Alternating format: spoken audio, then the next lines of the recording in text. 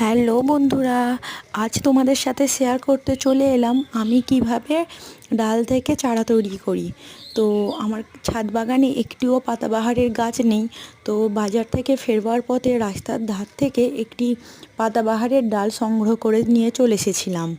তো ডালটি আমি সাইজ করে কেটে নিয়েছি, মানে যতটা প্রয়োজন।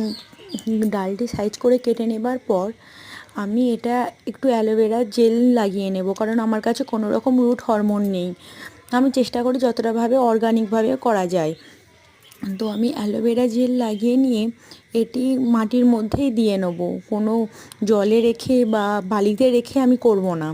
আমি সাধারণ মাটি, জমির মাটি, সেটাই একটা কৌটো কাটার মধ্যে মাটি আর দিয়ে গাছটিকে রোপণ করব।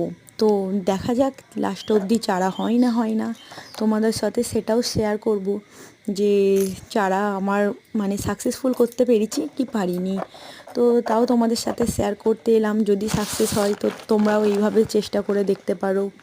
তো দেখো, যদি সাকসেস হয় তোমাদেরকে অবশ্যই জানাবো, আর তোমরাও এইভাবে করবে, করে দেখো, আশা করছি হবে।